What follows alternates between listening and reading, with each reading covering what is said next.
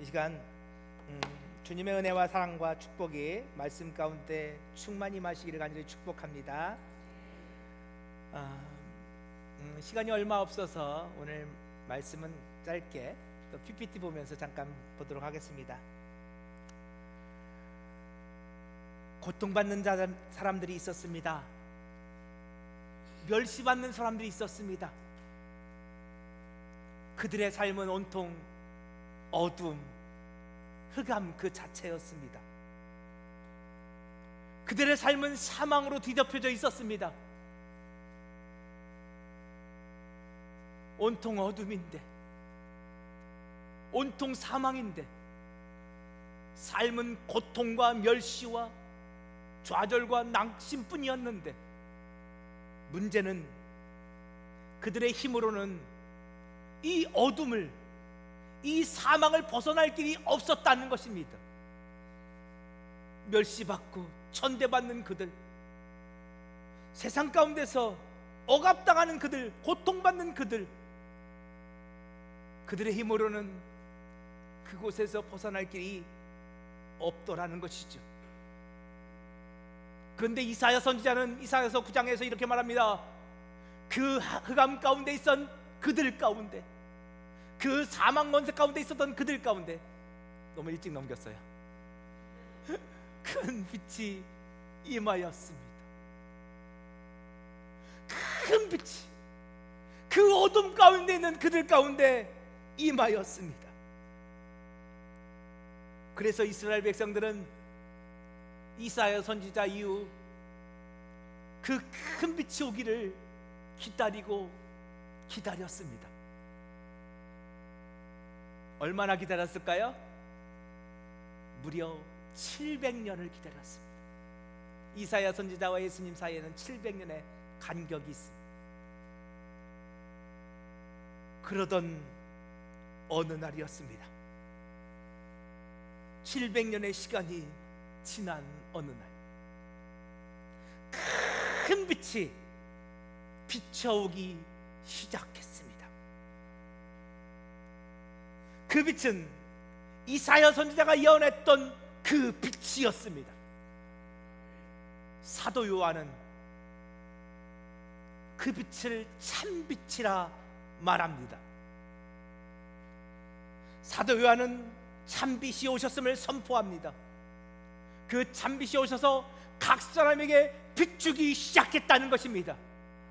어둠 가운데 있었던 그들, 사망의 그들 땅에 있었던 그들의 힘으로는 그 어둠과 그 사망을 벗어날 길이 없었던 그들 가운데, 그 어둠 가운데 빛이 임하기 시작했습니다.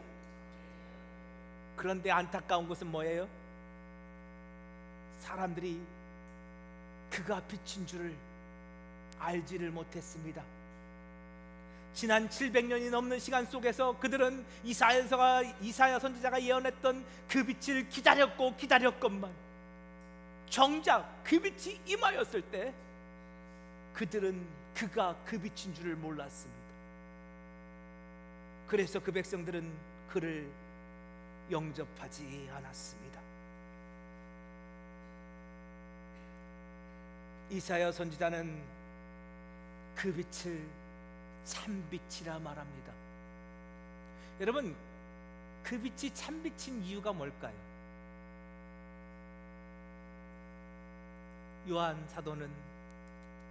사도 요한은 이렇게 말합니다. 그의 안에 뭐가 있었어요? 생명이 있습니다. 그가 참빛인 이유는 그의 안에 생명이 있었기 때문입니다. 그럼에도 불구하고 사람들은 그를 알아보지 못했고, 그래서 영접하지 않았습니다. 그를 영접하기만 하면 하나님의 아들이 될 수 있는데, 그를 영접하기만 하면 그도 이제 이 어둠 가운데서 벗어나 저 밝은 빛 가운데로 나아갈 수 있는데, 그를 영접하기만 하면 그도 사망 가운데서 생명으로 옮겨질 수 있는데, 그를 영접하기만 하면 고통받고 절망 가운데 있던 그대의 삶이 얼마든지 달라질 수 있는데, 사람들은 그를 영접하지 않았습니다. 그리고 그들 중에 한 사람이 있었습니다. 자칭 히브리인 중에 히브리라고 말했던 바리새인 중에 바리새인이라고 말했던 바로 그 사람이었습니다. 그는 스스로 나는 율법의 의로 흠이 없는 자야 라고 생각했죠. 여러분, 이걸 좀 우리 언어로 바꿔볼까요? 나는 하나님 사랑하는 사람이에요. 나는 말씀도 많이 알고 그 말씀대로 살았어. 나는 열심히 교회도 다녔어. 나는 모태신앙이야. 나는 교회 다닌 지 오래됐어. 나는 성경 말씀 다 알고 성경 말씀대로 사랑하며 살려고, 나눠주며 살려고, 낮아지는 삶을 살려고 나름 애쓰며 살았어. 그렇게 생각했던 한 사람이 있었습니다. 그런데 그는 교회를 핍박했습니다. 하나님을 잘 안다고 말하는 그가, 말씀을 잘 안다고 생각했던 그가, 스스로 모태신앙이라고 말했던 그가 교회를 핍박했습니다. 왜 그랬을까요? 예수를 알지 못했기 때문입니다. 그 참빛을, 생명 있는 그 참빛을 알지 못했기에 그 참빛을 예수라 믿는 사람들, 그 참빛을 메시아라 믿는 사람들을 핍박하기 시작했습니다. 그러던 어느 날이었습니다. 그날도 그는 교회를 핍박하러 가고 있었습니다. 그는 그것이 옳다 여겼습니다. 그런데 갑자기 저 하늘에서 지금까지 본 적이 없었던 그 어떤 빛보다 더 밝은 빛이 그의 눈에 비춰오기 시작했습니다. 그 빛이 얼마나 강렬했던지 그는 그 빛을 보고 한순간에 눈이 멀어버리고 말았습니다. 그 빛이 그에게 다가왔고 그 빛이 그에게 말을 걸기 시작했습니다.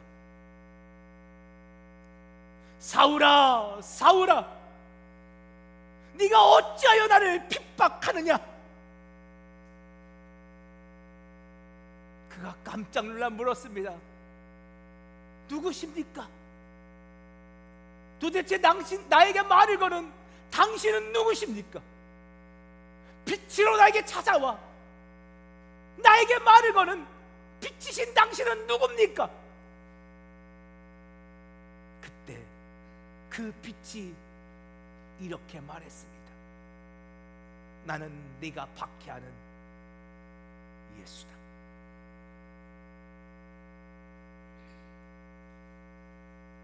그 말이 얼마나 놀랐던지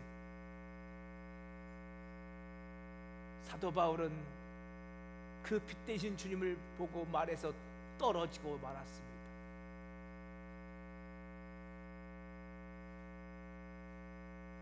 그는 아픈 가슴을 끌어안고 보이지 않는 눈을 어루만지며 통곡하며 울기 시작합니다.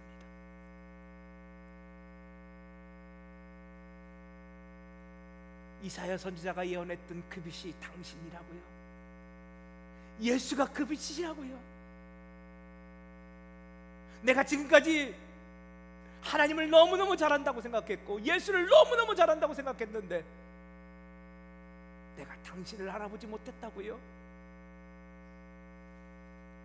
사도 바울은 통곡하며 울다가 빛 대신 주님을 만나고 변화되어집니다.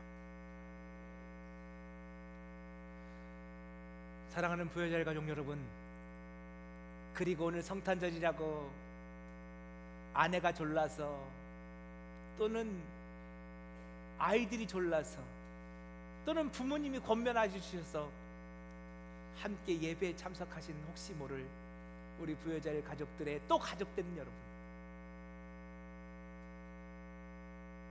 오늘은 성탄절입니다. 성경은 어둠 가운데 있는 우리, 절망 가운데 있는 우리, 사망 가운데 붙들렸던 오늘 우리를 구원하시기 위해서 빛 대신 주님이 우리를 찾아오셨다고 이야기하고 있습니다. 누구든지 그 예수님을 만나면 오늘 우리의 눈도 밝아질 것이며, 누구든지 그 예수를 만나면 오늘 우리를 붙잡고 있는 죄와 사망 권세를 이길 수 있다고 가르치고 있습니다. 사랑하는 부여자의 가족 여러분, 오늘 이 시간 그 주님을 만나실 수 있는 저와 여러분 되기를 간절히 축복합니다. 특별히 아직도 난 예수가 누군지 모르겠어, 예수의 십자가가 어떻게 날 구원했는지 난 도무지 모르겠어 하시는 분들 계십니까? 괜찮습니다. 그건 부끄러운 일이 아닙니다. 창피한 일도 아닙니다. 누구든지 성령 받기 전에는 예수를 알 수가 없습니다. 예수를 아는 것은 우리의 혈과 육이 아닙니다. 우리의 세상 지식이 아닙니다. 성령께서 오늘 우리에게 알려주셔야 합니다. 이 시간 이 땅에 오신 그 예수께서 여러분을 찾아와 주시고 성령께서 여러분을 만져주심으로 사도 바울이 그 빛 대신 주님을 만나고 변화되었던 것처럼 저와 여러분에게 그 놀라운 변화가 있어지기를 간절히 축복합니다. 여러분은 지금까지 여러분의 가능성을 가지고 수없이 많은 일들을 해오셨을 것입니다. 네, 사람이 노력하면 많은 일들이 되어집니다. 사람에게는 많은 가능성이 있습니다. 그러나 사람이 노력한다고 다 되는 것은 아닙니다. 그 누구도 오늘 우리를 얽어매고 있는 그 흑암의 권세, 죄와 사망 권세를 이긴 사람은 없습니다. 사람의 힘으로는 도무지 안 됩니다. 오늘 우리는 결국 죽어 멸망받을 수밖에 없는 존재들이었음을 우리는 알아야 합니다. 그런데 그런 오늘 우리들을 구원하시고자 예수님께서 오셨습니다. 빛 대신 예수님께서, 당신 안에 생명이 있는 예수님께서 오늘 우리를 찾아오셔서 그 생명을 나눠주겠다 하시는 것입니다. 여러분이 예수님을 만나고 예수님을 영접할 때 주님의 생명이 여러분 것이 되실 것이며, 여러분은 죄와 사망 권세를 이기는 영원한 생명을 얻는 천국 백성이 되실 것이라 확신합니다. 그 놀라운 은혜가 오늘 저와 여러분 모두에게 있어지기를 간절히 축복합니다.